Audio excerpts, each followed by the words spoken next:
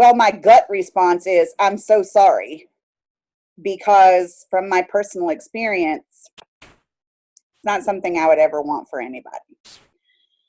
But what I'd really want to say is, do your best to not be afraid.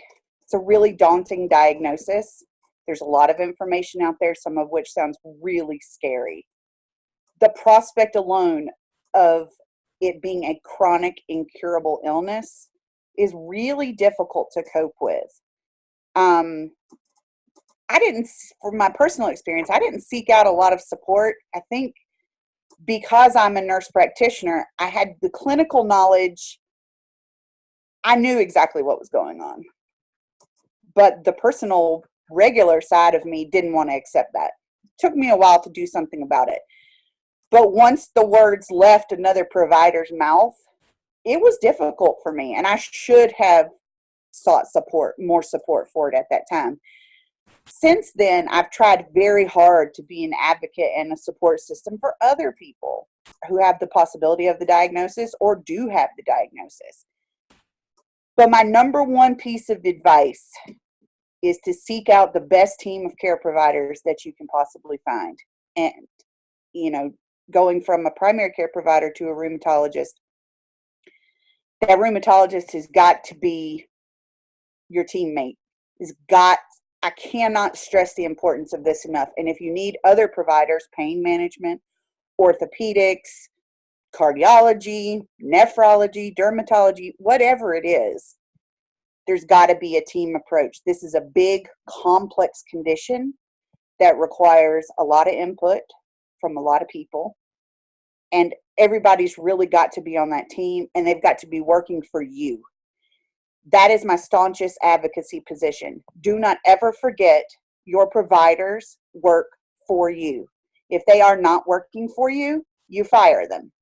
Just like any boss at any job would fire someone who was not working. You're not at the mercy of these providers. They've got to be working for you. They've got to be on the page with you. They've got to be advocating for you, and you've got to be advocating for you. That's a big thing. The other thing that I would tell people is be prepared for an onslaught of grief. When you get a diagnosis of rheumatoid arthritis, and you're already experiencing the symptoms, so there's some awareness of this, you're kind of leaving behind a you and going to a new you. As much fight as we have, and as much as we push through and we do things, and we're athletes and we work and we're parents and we do this, that, and the other, you're never the same as you were before. This was the biggest battle for me personally, was accepting that. And knowing that while, of course, I could still do all these things, hopefully, there was going to be differences. And some of those differences were, no, I couldn't do those things anymore. And there were times for me personally where that felt terminal, that I would never leave that grief. And that's not true.